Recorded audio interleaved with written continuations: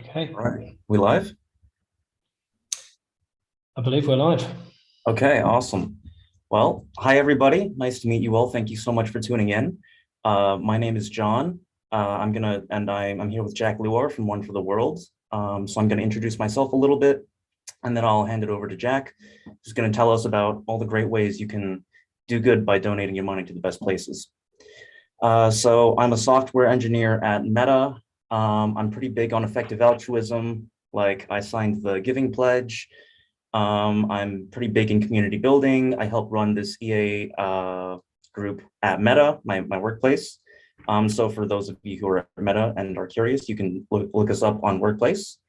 And for those of you who are not, we also have this sort of umbrella organization called EA Tech.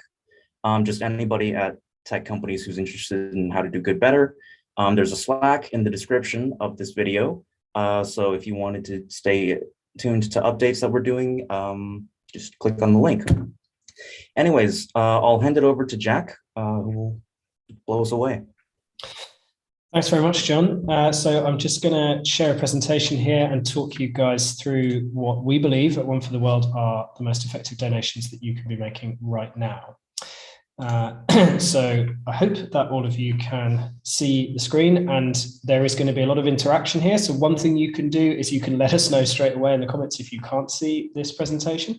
But also, while we're waiting for people to arrive, we're just going to launch a poll in Slido, and you should have the link for that already, but it's just going to give you the chance to say why you're here. And so if there's something in particular that you would like to know, then let me know via Slido. John will pass those things over to me, and I'll make sure that I address any of your queries as we go through today's talk. So while you're doing that, I like to kick off these talks by just putting up 4, I think, quite uncontroversial moral principles. But I'd like you to think while I'm reading them about whether or not you agree with each of them. Just going to give you the chance to say. So the first one is, it's important to help others. The second one is, people are of equal moral value. The third one is, our resources are limited. And the fourth one is, helping more is better than helping less. Now, my guess is that most of you agreed with 3 or probably 4 of these statements. They're not that controversial. But the thing is, when we look at the implications of these statements, they're actually very profound. So the first one, it's important to help others. Well, we see this all the time in our lives. If we see someone who's in need and we think we can help them, we just do. That might be on a small level. We might see someone who's dropped their shopping or can't open a door or has fallen over and we go and help them up, or just drop their wallet and we pick it up and give it back to them. Or it might be on a big level. So someone in our family or our friendship group comes to us and says they've got a problem. But we generally think that if we have the ability to help, we should, and we want to do that. The second one is usually the most controversial. People are of equal moral value. And that's because people tend to think, yes, but what about axe murderers? Now, axe murderers do exist, and they're probably not at the same moral value as everybody else. But what we're getting at here is a philosophical concept called impartiality. And that says that if we have 2 people and we don't know anything about them, then our starting position should be that they have an equal claim to being happy and healthy and fulfilled. And we can demonstrate this because if I put up a photo of one person next to a photo of another and said to you, please vote now on which of these people we should help, you'd feel really uncomfortable about that. And the reason is that you'd be worried that you're making this decision on some sort of bias or prejudice, or at the very least, just without any real justification for choosing between these 2 people. And that's because, absent any other information, we actually believe that everybody is of equal worth. And so we think we should allocate our resources based not on any type of bias or prejudice, but on some sort of objective criteria like, I don't know, virtuousness or the amount of need they have or the amount of good that our resources can do if they're given to that particular person. Now, this links to the third statement, which is our resources are limited. This shouldn't be controversial. Of course, they're limited. Even if we have almost infinite money, we don't have infinite time. But when we combine this with the fourth statement, which is the most trivially true of all of them, that helping more is better than helping less, they actually have a very profound combination, which is If we believe that our resources are only finite, which they are, and if we believe that helping more is better than helping less, which of course we do, then it becomes a morally good thing for us to be as efficient and effective as possible in the way we use our resources. So it's morally good for us to try to do the most good with the resources we have, because we only have so much of them and we want to do more good rather than less. Now, I run an organization called One for the World, and I'm afraid I'm a little bit croaky because I'm actually just recovering from my first case of coronavirus. I'm first timer, a solid 2 years into the pandemic. But we run outreach all over the world at universities and to companies and to people in industries like yourselves. And we do this because we believe that together we can revolutionize charitable giving, and that by doing that, we can end extreme poverty. And as part of that, we ask people to pledge 1% or more of their income to the most cost-effective charities in the world. And I'm going to talk to you more about that as we go through today's presentation. So I thought it was worth kicking off with some statistics. It turns out, according to a study by Hope Consulting, that only 1 in 3 donors do any research at all when they're giving to charity. Now, you might think, well, I would never do that. But I do that, and I literally work in effective giving. Because we've all had someone who's in the office who says, I'm running a marathon for this charity, would you give me some money? Or we're going to a wedding and they say, we don't need wedding presents, but we've nominated this charity, please make a gift. And we just make the gift without knowing anything about the cause. Now, the second stat is that of the 1/3 of people who do some research, 2/3 of them are trying to validate an existing choice. So let's say that John said, for me this year, no birthday presents, please give some money to One for the World. Thank you very much, John, in advance for your generous help. You might go on our website and find out a bit about One for the World. You might try to find out how we use our money, what our mission is. If you're really diligent, you might go on the IRS website and look up our accounts. But ultimately, you've already decided to make that donation. You're just checking us out and doing a little bit of due diligence. Now, in contrast to both of these, only 3% of donors do comparative research between different nonprofits and give to the one that performs best under those conditions, which is completely wild because we don't treat any other economic decision in our lives like this. We don't choose a bank account. We don't choose an insurance policy. We don't buy a car. We don't go on holiday. We don't even buy a coffee without looking at how many stars different coffee shops have on Google. We have an entire industry dedicated to helping us compare difficult to compare things like insurance policies or health plans or anything else in order to make it easier for us to assess which one provides the best value for us. I travel a lot for work. I obsessively look around trying to find the cheapest hotel, the cheapest flight in the best location that has the fewest stopovers, etc., all these things we put in. And yet when it comes to donated charity, we're prepared just to give our money over without doing anything like this. Now, why is it? Why is it that when it comes to charitable donations, we won't put in even the amount of due diligence that we'll put in when we're buying a coffee? Well, one reason we think is that people just trust people who run charities. They think they're good people trying to work on hard problems and doing their best. And for what it's worth, I've worked in the charitable sector for 10 years. I believe that's true as well. But we think another reason is, if you ask people, what do you think the difference is between the best nonprofits in the world and an average nonprofit? Most people say they think the difference is between 1.5 and 2.5 times more impact. So most people think that the best nonprofit in the world is about 2.5 times more effective than an average nonprofit. And what I want you to remember as we go through today is that the actual difference is between 100 and 1,000x. And we're going to demonstrate that today. And maybe if we had that at the front of our minds, that choosing the right charity could get us 1,000 times more impact, we'd spend a bit more time trying to do comparative research before we make a donation. Now think about the last charitable donation that you made, whatever it was. Maybe you gave to a cause one of your friends cares about. Maybe you tried to make a donation because of something you saw on the news. Maybe you're making a donation right now because of the crisis in Ukraine. Maybe you were inspired by Movement for Black Lives or the election in the US last year, whatever it is. Think about that donation and think about why you made it. And chances are the reason you made it is on the screen. It might be because it helped or affected somebody you know. You're really passionate about that cause area because it's linked to volunteering or something in your local community. It might be that you valued its transparency, or you found really good evidence that what charity does actually works, or it was able to provide you with really convincing data on its impact. Now, you've probably noticed already that these are in 2 buckets. We have the personal approach on the left. So that is a donation that you made because of some personal connection that you have to the charity. It affects someone you know, it's in your local area, you're passionate about it. Whereas the ones on the right are based on more objective criteria. So we go in with a degree of agnosticism and we say, okay, I'm looking for the one that's most transparent or most cost effective or has the best evidence. Now, there are people in effective giving who will tell you that personal giving is rubbish and you should stop it and you should never make a personally driven gift again and you should only do data-driven giving and give the way that we give. Excuse me. That is not what I think. And I don't think that anybody should be saying that. For two reasons. First of all, it's just a terrible strategy for persuading people. And I hope that if you're not doing effective giving right now, data-driven giving, that you don't think that I'm here to try and stop you doing all your other philanthropy, which I think is fantastic and it should be celebrated. But the second reason is we have to have a degree of humility about what we know and what we don't know. Now, we're going to talk about ways that we can assess charities as we go through. But the truth is, there is no way that we can assess every single nonprofit out there working at every scale. And some problems just aren't prone to being measured in the way that we would like. So what we suggest to people is that you do a bit of both. And the great thing about giving 1% of your income is that the average person in a high income country gives between 2 and 6% of their income to charity. And so you have plenty of room to do some of your personal giving, like I do, like everybody I know who works in this space does, whilst also giving to these absolute bankers where you know these charities are going to do an amazing job for whatever you give them. So before we dive into which charities really are the most cost effective in the world, I guess we've got to answer the question, why should we give at all?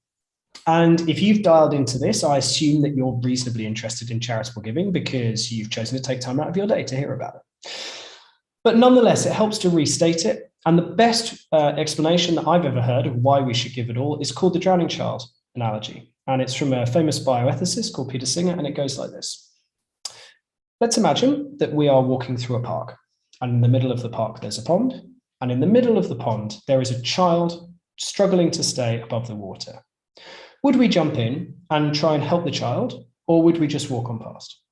Well, obviously, we'd jump in and save the child because we would recognize that that would be an amazing thing to do, probably one of the most amazing things we could ever do. Imagine going into work and being able to tell people that you saw a child drowning and there was no one else around and you jumped in and saved it. Probably one of the best days of your life. But also, we kind of recognize we have an obligation to. Because we couldn't imagine just walking past and going into the office and saying, weird thing happened, I saw a child drowning in that pond in that park, but I didn't want to be late for work. Our colleagues would have a lot of questions about our moral priorities under those circumstances. Now imagine that the reason that we're walking through this park is that we are indeed going to work to give an incredibly important pitch. And so we're wearing our best clothes, we've got our phone in our pocket, we've got our notes. And if we jump in, we're going to ruin the clothes, the phone, and the notes. Would we still jump in and try and save the child? Well, yeah, of course we would. We would recognize that the life of a child who's going to drown for no good reason, completely preventably, is worth far more than the cost of replacing our phone or the cost of replacing our best clothes, or even the inconvenience of being a bit late to work and having to explain why. Now, why is this thought experiment so important? Well, because it becomes very interesting when we make it abstract. So now imagine that instead of walking through this park and seeing this child and being able to jump in and pull them out of the pond, you just know that they exist. You can't see them, you can't help them directly, but you know that they exist, you know that they're going to die for a completely preventable reason, just like the child in the pond was going to, and you know that you can save them, not by jumping in and ruining your clothes and your phone and replacing them, but simply by giving the same amount of money. In exactly the same way that you were prepared to jump in and ruin those items and not think about the cost of replacing them. Would we still give that amount of money to save that child that we can't see? Well, we're in this situation every day. It's just that we don't realize it. And this teaches some interesting things about morality. When we see the choice in front of us, the moral choice in front of us, we see it with great clarity. I've given this talk a lot of times. No one has ever put their hand up and said, no, I wouldn't jump in and save the child. And yet many people are not prepared, or at least don't think about, making a donation that would cost them exactly the same level of money in order to save the life of a child. And the tragic reality is we're actually in this situation all the time. Excuse me. Because it's not just one child and it's not just one pond. What the pond represents in this analogy is extreme poverty. Extreme poverty is defined as being on less than $2 of resources per day. And that affects about 750 million people all around the world. If you live in those circumstances, you have to make a choice about whether you're going to spend the $2 that you have for that day on food or healthcare or electricity or education or improving your home or trying to get to market to sell your goods or buying some fertilizers so that your land grows more crops or whatever it is. But you can't do all of them. And because of these impossible choices, it's not just one child. Extreme poverty kills 14,500 children under the age of 5 every day. So that's yesterday and today and tomorrow. Now, how do we picture a number that big, 14,500 children a day? Well, there's a really grim way of doing it, and it goes like this. Picture a plane. Now imagine that every single seat on the plane has a child under 5 sitting in it.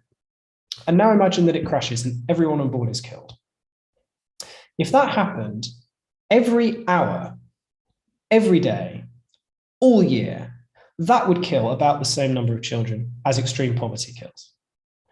Now, if that happened even once, if there was even one plane crash, we would stop everything to fix it. We would hold congressional hearings, we would ground airplanes, we would reform the aviation industry, whatever it took. Unless it's in the documentary Downfall, which you may have seen recently, in which case it took 2 for absolutely terrible reasons. But nonetheless, there would be a reaction if there was a plane crash. And yet, because this is happening all the time, but it's not newsworthy, it happens a long way away from where we are in high-income countries, it's not visible to us like a plane falling from the skies, it's not shocking, we just don't see it in the same terms. It's exactly the same as the drowning child analogy. When it's direct and in front of us, we see it differently than when it's abstract, but exactly the same from a moral and philosophical standpoint. And the great news is we have the ability to save every one of those children because we know the solutions they need. We just need to give, and we need to give effectively to charities that will actually solve these problems. So at this point, we have a quiz because we've been talking about where are we going to give, and ultimately we need to try and narrow down from the 1.6 million charities that there are in the US, which are the ones that are doing the most effective job. So if you're on the Slido link, you can actually participate in this quiz. You can vote. I'm not going to be able to see those results, but there's excellent bragging rights and you should make a note of them yourselves so that you can win over your colleagues if you get this right. And I'm going to talk you through the answers and then reveal which of these is the most cost-effective charity. So what you're looking for is, if you were going to invest $1,000 in a sanitation program with the aim of creating the most healthy life as a result, which of these 3 programs would you invest in? You can give people chlorine to disinfect drinking water. You can provide piped water and flushing toilets, so provide infrastructure for them. Or you can give children who are ill zinc and electrolyte salts. So which of these would you do if you were trying to get the most healthy life for $1,000? And you can vote now. John will monitor those votes and you can all record which one you went for posterity.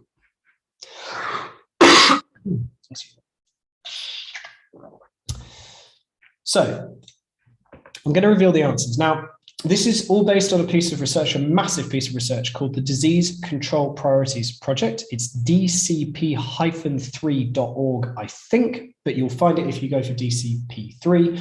And this is a massive macro study in America that looks at loads and loads and loads of health interventions, whether they actually work and what the cost-benefit analysis of them is. And so on the following slides, 1 heart equals 1 year of healthy life that we get from these interventions. So if you went for piped water and flushing toilets, I have good news. First of all, the program definitely works. If you provide people with piped water and flushing toilets, you are going to see a health benefit. And secondly, for $1,000, you get about 6 months of extra healthy life. Now, you might be thinking, why so little? You know, this is how we do this in high-income countries. Well, because the truth is, installing infrastructure like that is really expensive. It's obviously a good thing to do, but it's super expensive. And so providing it to even one household costs more than $1,000. So what you have to do is weigh up the total cost of the project and then the number of people helped by it. And if you divide, and the benefit they get, and if you divide those numbers, then basically you end up with how much you get for your $1,000. And in this instance, is 6 months of healthy life. Now, that might seem a bit expensive, but in high-income countries, we're prepared to spend between $75,000 and $150,000 to get an extra year of healthy life. So you're doing amazingly well from a cost-benefit analysis already. However, if you went for household chlorination, you are going to get about 10 times more bang for your buck. by putting $1,000 into household chlorination. And it doesn't stop there. If you went for zinc and oral rehydration salts, you are going to get about 33 years of extra healthy life for that $1,000. And that is because zinc and rehydration salts are vanishingly cheap, cents on the dollar to treat someone. And so whereas if we had our $1,000, we might have been able to pay for one fraction of one project that could help one family, $1,000 of zinc and rehydration salts might be able to reach thousands of people who are dehydrated. And by rehydrating them, we know that that's going to benefit them. There's very strong evidence that this prevents dehydration that can lead to serious illness and death. And so we get this amazing amount of benefit, all for that $1,000. But of course, we don't have to limit ourselves to just looking at sanitation programs. So what happens if we broaden this to any disease in a low-income country? Well, I think the results are even more impressive. The World Bank's best guess is that for every $1,000 spent treating and preventing malaria, we get 200 years of additional healthy life. So I said to you earlier, the difference between an average and a brilliant nonprofit is between 100 and 1,000x more effectiveness. Well, this is it on the screen, because you had $1,000, and depending on where you put it, you either got 6 months or 200 years of extra healthy life. So that's a 400x differential. And by the way, this is not an average nonprofit, because the average nonprofit can't show that what it does actually works and can't show over time that it counterfactually makes a difference. Whereas piped water and flushing toilets actually genuinely does. So what we're seeing here is, if we have $1,000, where we choose to put it is the single biggest decision that we need to make in terms of how much impact we have. And actually, it matters much more than how much we give. How much we give is important, and we will talk about how to think about how much as we go through today. But the truth is, if we only have X amount of resources and we can get 400x more good by putting it into one cause area rather than another, that is likely to be more important than how much we choose to give, because we probably can't give 400 times more than we were otherwise going to. So I hope that that has surprised you to some extent. I want to acknowledge Giving What We Can, which is the giving pledge that John mentioned earlier, who lent us these slides. But having seen this, I've never been able to go back and think about giving in any other way. Now, at this point, I want to introduce you to Zawadi. This is Zawadi. And in this photograph, she's 4 years old, and she's waiting while her mother buys flour from their local miller. And the orange machine in the middle is called a dosifier. It adds vitamins and minerals to flour so that it has higher nutritional content than it otherwise would. And we do this in high-income countries. Many breakfast cereals are fortified with extra vitamins and iron so that we eat the same food, we get more benefit.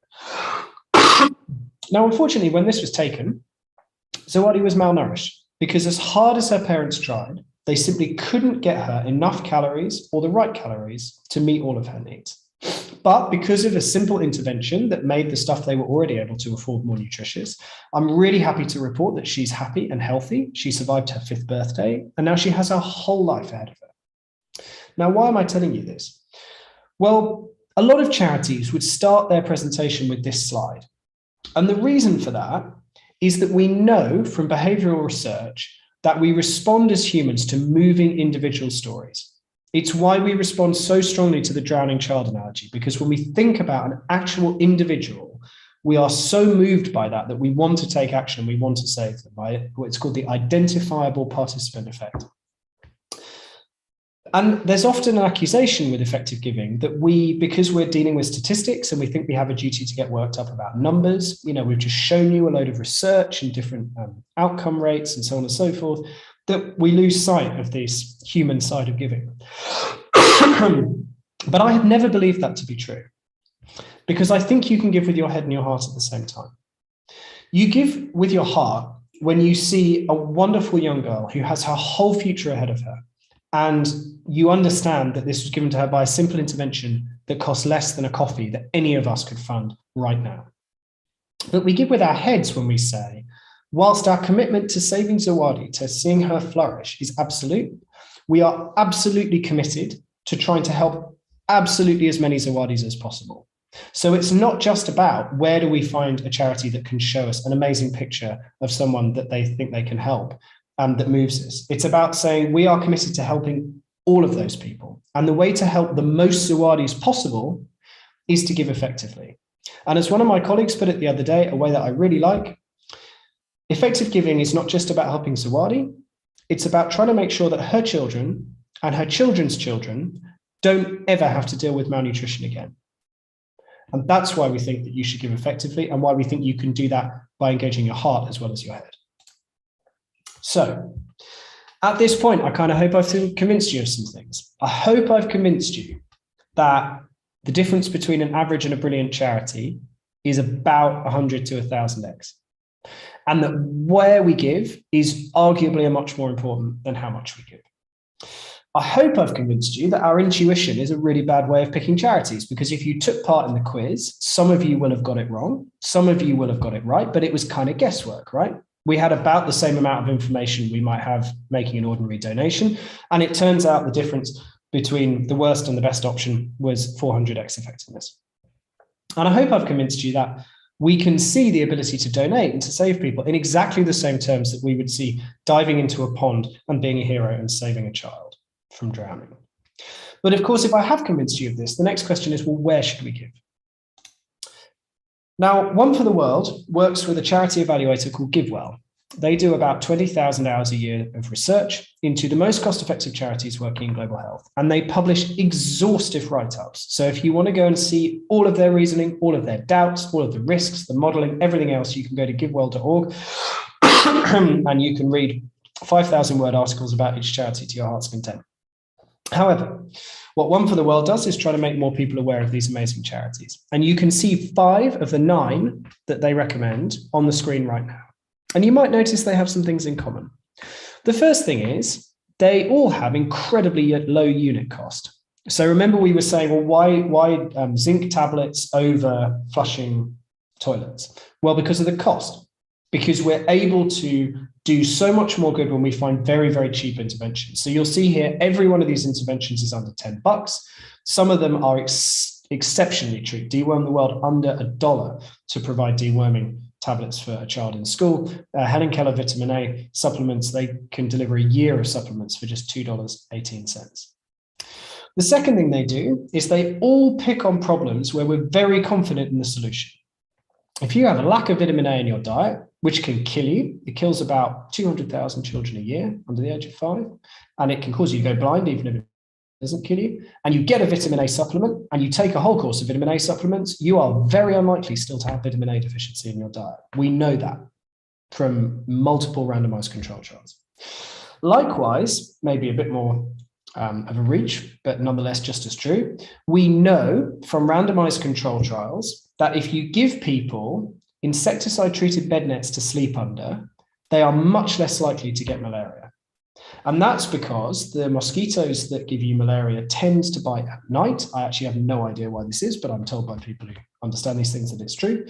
And we know that if we have an insecticide-treated bed net, we're much less likely to get bitten by one of those mosquitoes. You'll know this yourself if you've ever traveled to a malarial area and slept under a good quality mosquito net. And the third thing they have in common is that they all work in low-income countries.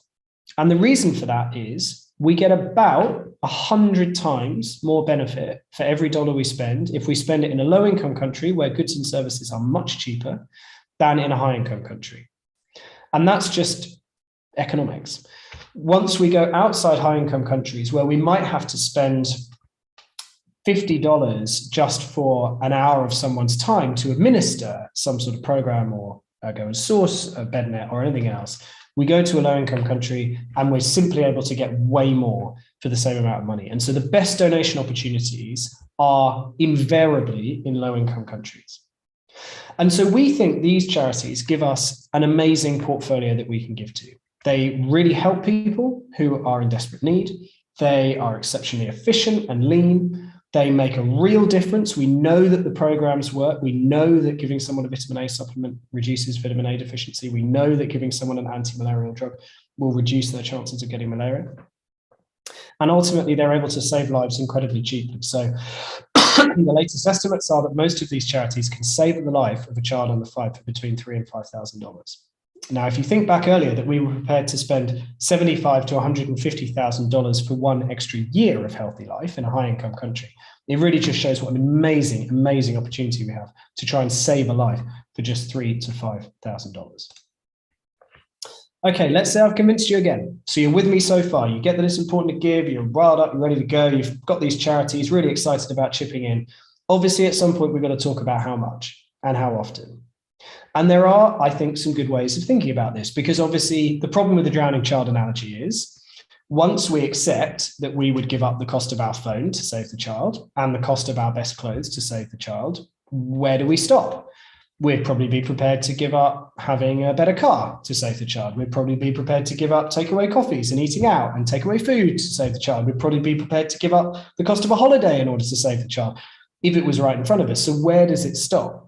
Well, no one really knows the answer to that question, including the person who invented it. It's kind of a mind bender. But we think that thinking in percentages is a good way of thinking about how much to give. And so I invite you to go to the How Rich Am I calculator. This is also from our partners Giving What We Can. The URL is howrichami.givingwhatwecan.org. And you can put in your take-home salary and it'll tell you some interesting things about it. So I put in $52,000 here, which is roughly what you take home if you earn about $60,000 in the US. And if you earn that much, it puts you in the top 1.4% of the global population by wealth. And it means you earn about 18 times the global median. Now, the most interesting part is it also lets you see what happens if you donate a percentage of your income. So what you can see here is that if you were to donate just 1% of your income, you would still take home $52,000. You'd still be in the top 1.4% of the global population by wealth, and you'd still be more than 18 times above the global median in terms of your earnings. But at the same time, you'd be able to fund 106 of those bed nets that we were just talking about, 553 deworming treatments to fight schistosomiasis, and about every 5 years, somebody would still be alive who wouldn't have been alive without one of the treatments that you funded. Now, the reason that this is important is that committing 1% of our income might seem like a lot, or maybe we think 5% is a lot, or 10% is a lot. And it's not nothing, but I think we can all agree that the difference in the quality of life we have, if we take home $52,047 rather than $52,500, is really nothing. There's just not going to be a material effect on our quality of life because we took home $52,000 rather than $52,500. And it wouldn't take some enormous sacrifice like not buying a home or not paying off our student loans or not sending our kids to college or never having holidays again to be able to live on $52,000 rather than $52,500 each year. And yet the ethical and moral and philosophical richness that we get by giving just a small amount each month and making such a profound difference is almost immeasurable. And so if you're thinking about making a donation, but you're thinking, oh, I'd really rather stick to 10 or 20 bucks a month rather than doing a percentage, I would just say to you, think about whether your life will be materially different if you give 1% of your income. Because I lead a community of people who do this through One for the World, and absolutely all of them have normal lives. Many of them live in high cost of living cities. They want to have families. They want to own a home. They want to be free of student debt. Every normal financial goal applies to these people.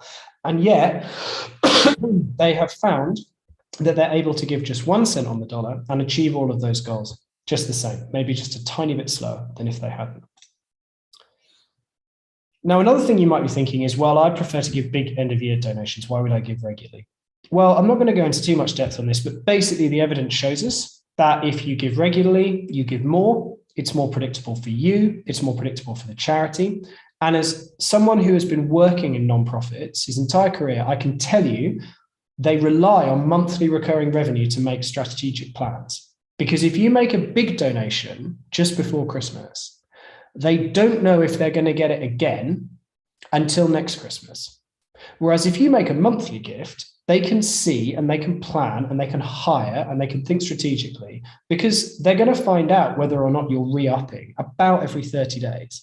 And if you drop off, maybe because you changed your mind, they're going to be able to talk to you quickly and try and see if there's anything that they can do that might bring you back, etc. Whereas if you only give once a year, they might not know that you're not going to make that donation again, even for 13 or 14 months. By which time maybe you've completely changed your mind, you've given it somewhere else, etc., etc.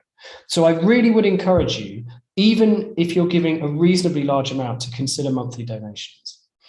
There are some occasions where it's better to make big one-off gifts. If you're giving more than about, I would say, $20,000 a year, then maybe this doesn't apply to you. Maybe you want to donate appreciated stocks and securities, or you want to use a donor advice fund or some other instrument that's a bit more specialist. But for most people, monthly donating is by far the most effective type of philanthropy.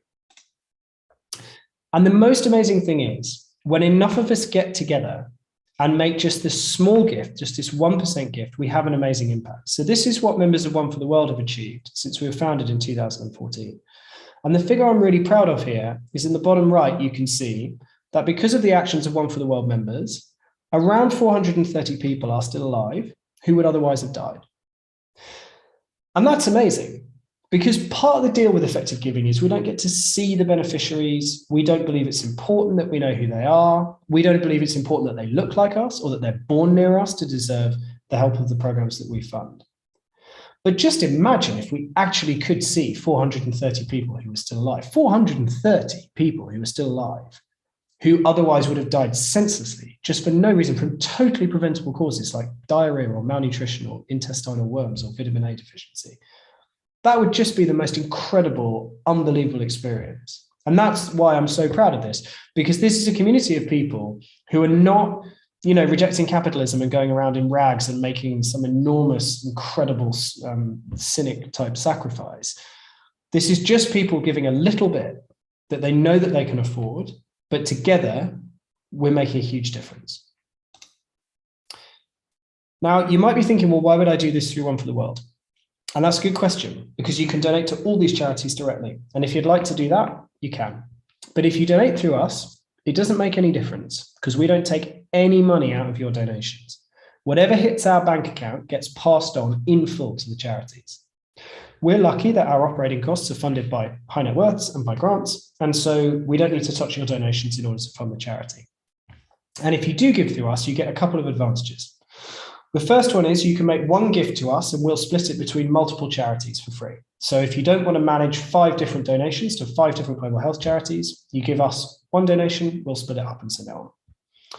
The second one is we tell you every 3 months where your money went. So you get to choose which charities you want to support, but then every 3 months we will write to you and say, this many bed nets, this many vitamin A supplements, whatever charities you chose to support from our portfolio. And that's really good, because it enters a positive feedback loop where you're more likely to keep giving for longer, and it means you get a level of transparency that you don't get all the time in the charitable sector. And then finally, we stay on top of the latest research. So you might have the time and the expertise to shift through randomized control trials and work out what's up and what's down, and whether the malaria vaccine has seriously affected malaria treatments, and so on and so on and so on. But you probably don't have the time to do that, and you likely don't have the expertise to do that. And so we work with GiveWell to do all of that for you. So if a charity no longer makes the cut, it comes off the list, and we'll tell you about it, and we'll recommend somewhere else for you to donate. And conversely, if a new charity comes along, as happened last year with a charity called New Incentives that provides cash incentives for mothers to fully vaccinate their babies, very, very effective charity, we will add it to the list. And so we do all of that for free. I often compare this to investing in the stock market. Some of us are able to spend a lot of time and have a lot of expertise in finding the best investments on the market, but most of us just want to give it to someone who's going to do that hard work for us and make sure we beat the market every year. Well, that's what One for the World and GiveWell are doing for donors all around the world right now. So what am I asking you to do? I am asking you to pledge 1% or more of your income to the most cost-effective charities in global health and poverty. And if you want to do that, you can go to onefortheworld.org/donate, and you can get set up in under 5 minutes. If you would like to know more about effective altruism or effective giving, there are a couple of links on the screen. And if you want to connect with me, if you want any bespoke donation advice, my email's there and my LinkedIn's there. I'd love to have a chat with you. But that's all I've got to say to you today. I would just say, if you're thinking about taking action, make sure you take action now, because what we know is people have a load of good intentions and then they go back to their inbox and then they forget about it and then it slips off their radar and then they never end up doing it. Whereas you can make a difference right now. You can help us to end malaria. You can help us to end malnutrition. You can help us to make sure a child never dies from vitamin A deficiency again right now, and you don't even have to give up anything you care about in order to do that. So this has been great. I'm really looking forward to some questions now. I hope you found it useful. And if you have any questions, Slido has a Q&A function where you can let us know exactly what you'd like to talk about. But in the meantime, thanks very much for your time.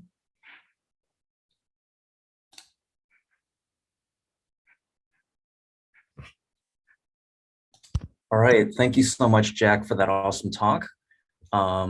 I want to take us into Q&A, but before we get into that, I wanted to say that from the poll about which of these sanitation programs is best for $1,000, 2/3 of people chose chlorine, 1/3 chose the correct answer, zinc. So hopefully this was an enlightening talk to some of these people. And yeah, I can go ahead and jump into the questions for Q&A. So the first one is, should EA more often try to promote effective charities using emotional ads instead of statistical arguments to get to a more mainstream audience? Yes. Next question.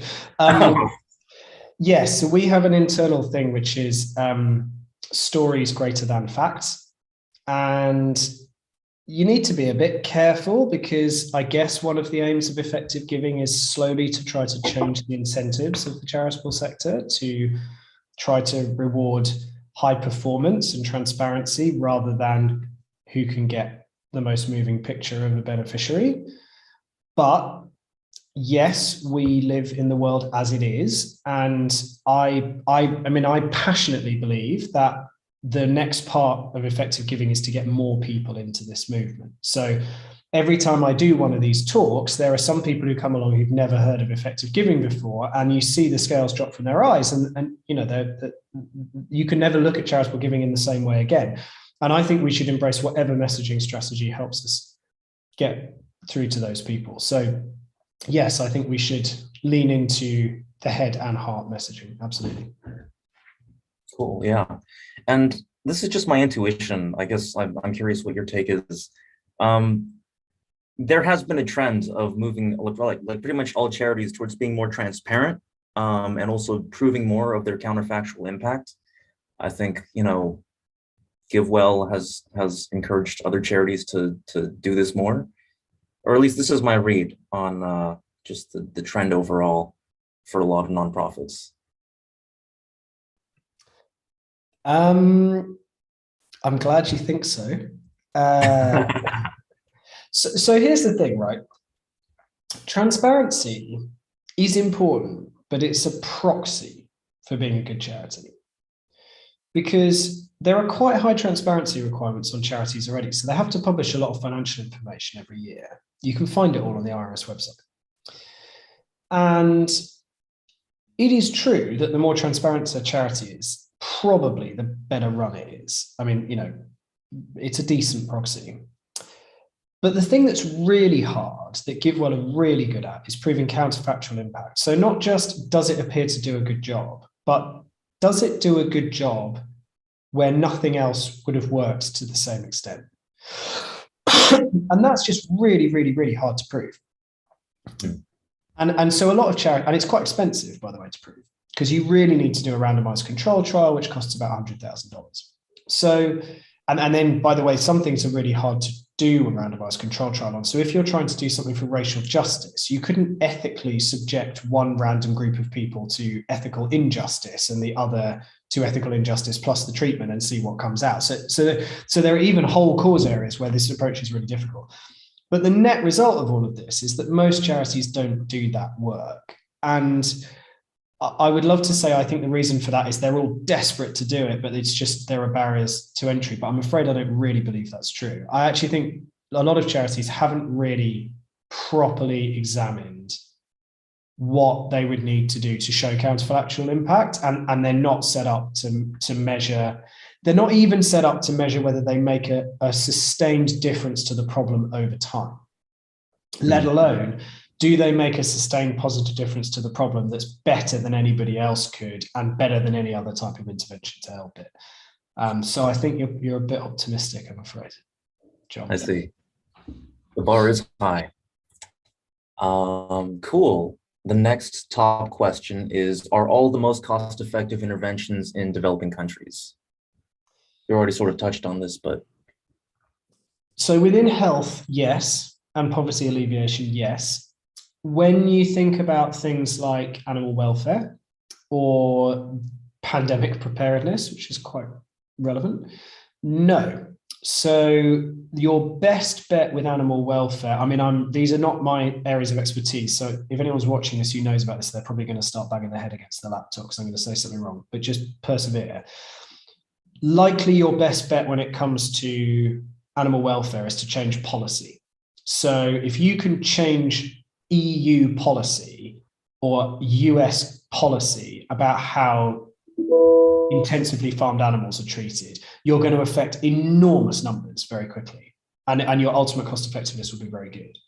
Likewise with climate, we think that the best donation opportunities are either in new technologies that are much more likely to be developed in high income countries. So carbon capture or safe, cheap, safe carbon neutral nuclear power or, better wind and solar, et cetera, or in lobbying, again, in trying to get governments to deploy resources more effectively. Because right now, bizarrely, we massively subsidize fossil fuel industries, which is sort of inexplicable.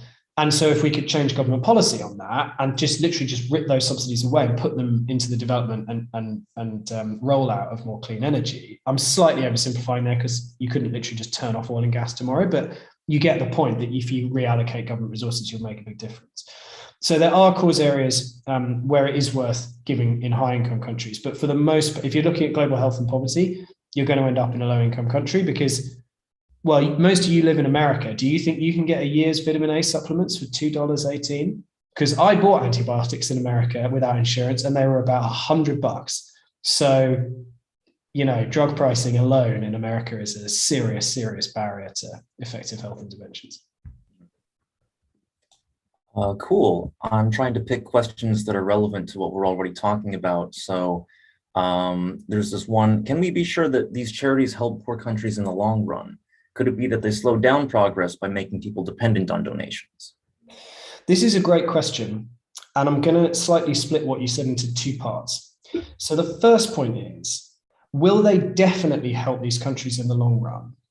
It's not totally clear. So probably is the answer. It's always seemed to me that if a decent number of children under 5 in your country are dying for absolutely no good reason, that is not likely to lead to good long-term development, right? So that's a massive talent drain. It sucks innovation. It sucks people who could be productive in the economy. It takes parents away from working to care for the children before they die, not to mention the sort of enormous humanitarian costs. So it's always seemed to me like a necessary step of the kind of massive economic development we'd want to see is sorting out, sort of stemming the bleeding on in these incredibly, just completely unnecessary debts. The bit that I'm going to slightly take more issue with is, does it create dependency? Because I think it's hard for us to understand quite how desperate the circumstances of the people that we're trying to help through these charities are. Like, we are talking about people who literally have to choose between a day's rubbish quality food or treating a long-term health condition or, sending their kid to school. And they can't do all three. And so the idea that if help was taken away or wasn't provided, that they would develop some sort of resilience, I think just underplays how bad it is. I mean, I heard someone else give a talk where they said it's kind of the equivalent of saying, could you run the 100 meters better if we strapped you to a rock first? Because you'd somehow learn to run faster. And now that's facetious. And I'm not trying to have a crack at the person who asked this, because this is a good question, but I think that dependency part on an individual level is not realistic. Maybe what they meant is, does it make governments dependent on these outside sources of help so that they don't, reform their health systems or something? Well, nearly all these programs are delivered in partnership with local government, and the government has to fund it. So the funding split, for example, on a bed net is usually 60-40 government donor. And so, yeah, I guess is it plausible that if we took away all outside help with malaria, that countries with high malaria burden would would get their act together and sort it out. Kind of. I don't really want to be wrestling with the morality of trying to persuade governments by letting, millions of people die unnecessarily. And I'm not totally convinced that those countries would necessarily sort it out. So I don't really think it creates a dependency culture. I think the incentives are already there for governments to try and improve their countries, improve GDP, et cetera, for people to survive and then become part of the democratic process to improve their countries if they're driven by corruption or have terrible governments and so on and so forth. So yeah, I think it's plausible and likely that this is good for the countries in the long term, but I also don't buy the we're making them dependent by helping out argument. And if I mischaracterized your question, which is a classic thing for someone to do in this situation, just ask it again and tell me where I wasn't fair. I'll keep an eye out for that on the Slido. Also, kind of, let's try to get through these a bit faster. We've got 10 minutes left. I'll try to get through the most popular questions. Are there any estimates on the return on investment of these interventions? For example, Give Directly might help someone start a business. And I assume, extrapolating from what the question says, like there's going to be an ROI. You give someone $1,000, they create like $2,000 of value. Yes, so there are two different types of charity that we recommend. Some of them are about economic gain. So with Give Directly and with Deworm the World, you can see what the economic gain to the participant is, the person who receives the money or the deworming tablet over time. And I actually don't know what those figures are off the top of my head, but they're available on GiveWell's website. So X dollars given through Give Directly turns into Y dollars, and Y dollars is bigger than X dollars, and quite a bit bigger. With the health stuff, it doesn't tend to work like that because you're trying to give them health, which you could actually put a cost on, I guess. You could plausibly cost a year of healthy life, I think.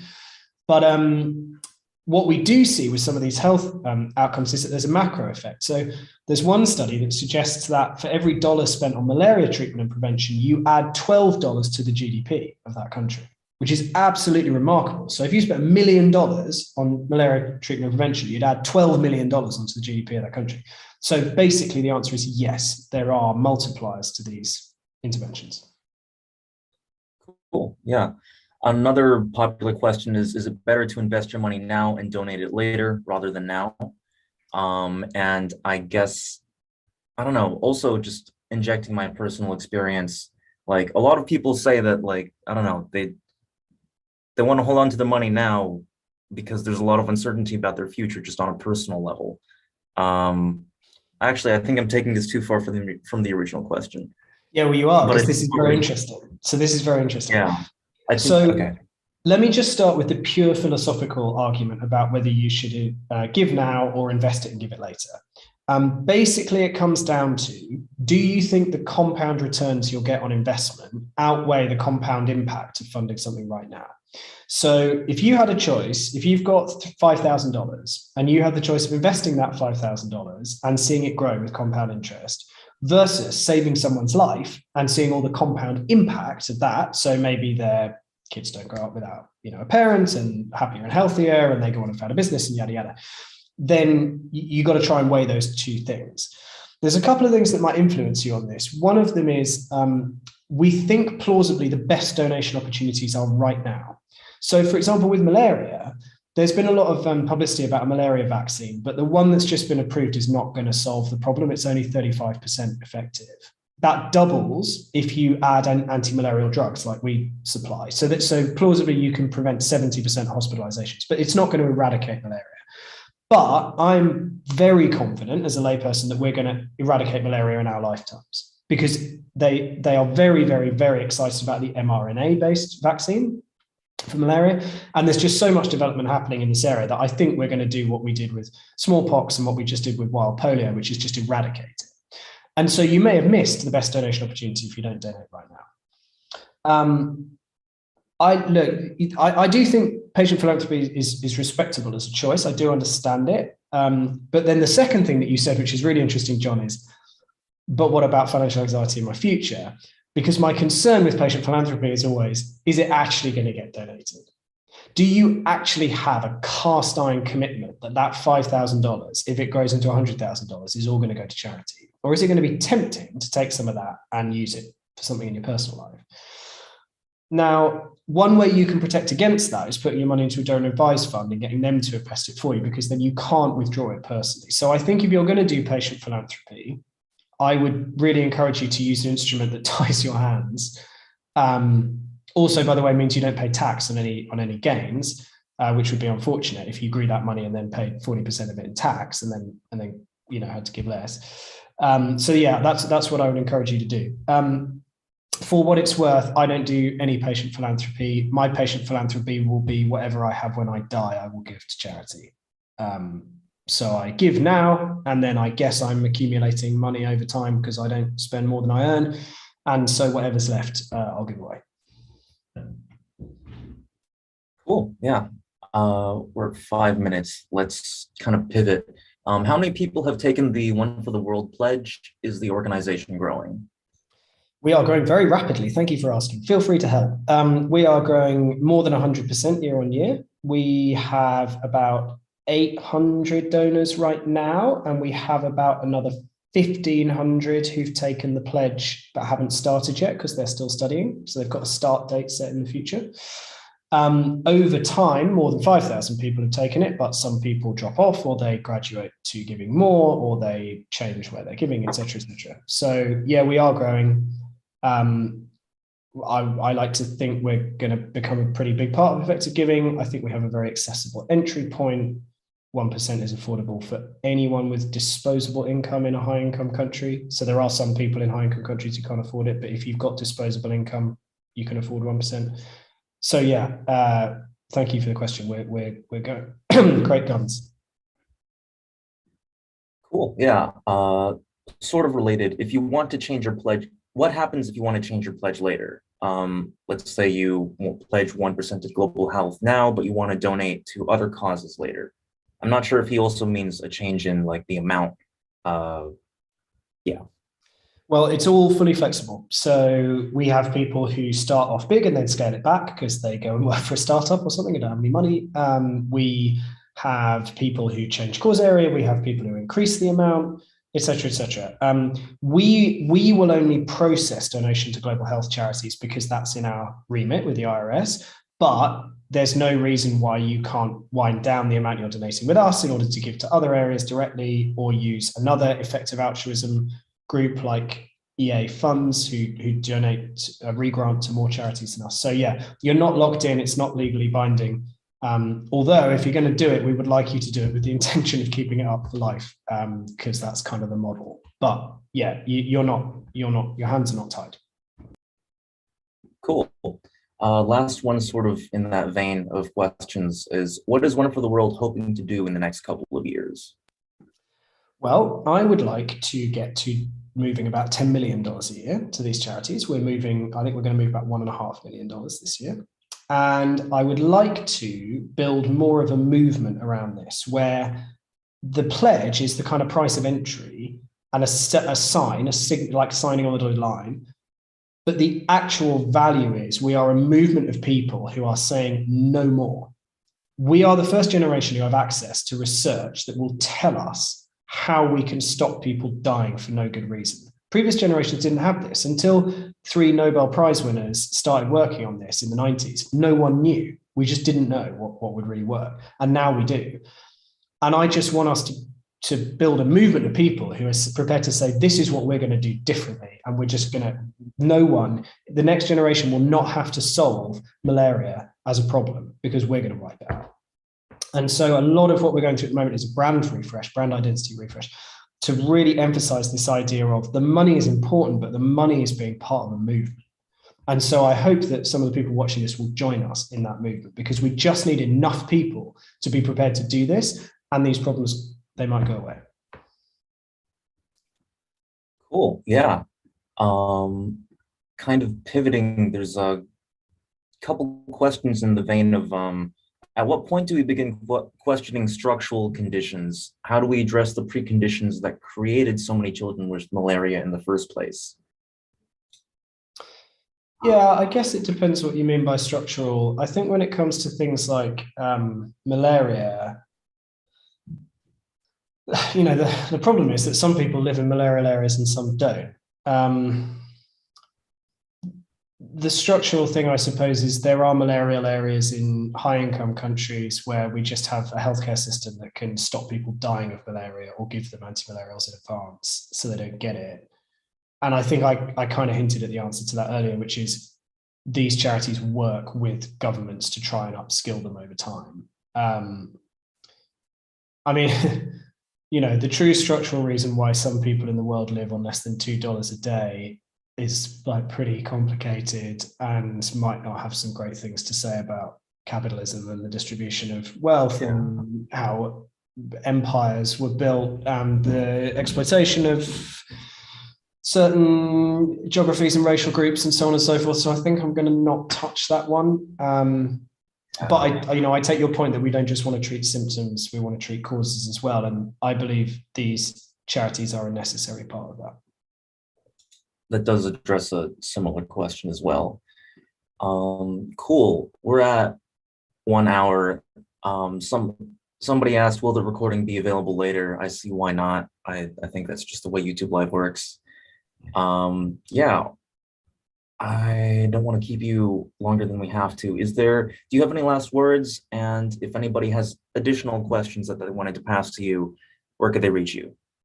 So there's only 2 Jack Lewises in the world. So if you add a Jack Lewis on LinkedIn and they're a 50-year-old Hollywood producer, you got the wrong one.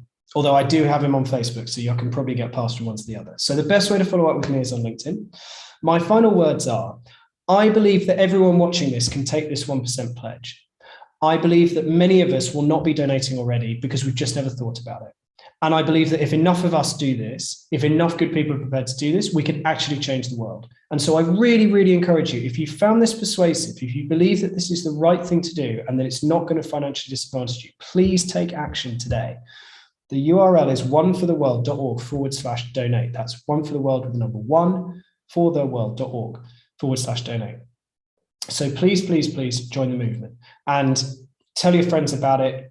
Get more people to watch this recording. We can change the world if we get enough people to hear this message and to take a small action to join us. Thank you so much for the inspiring talk, Jack. Extra props for, getting over COVID and then just driving this. And yeah, I guess the last words I would have to say are, if you work at Meta, you can look for more stuff like this. If you just search effective altruism at workplace, if you are, through EA Tech or XYZ other tech company, check the Slack in the description. There's more to come. Cool. Yeah. Thank you so much, Jack. Thank you, guys. Thanks for joining. And I look forward to connecting with you on LinkedIn and hearing your follow-ups. And now I'm going to end.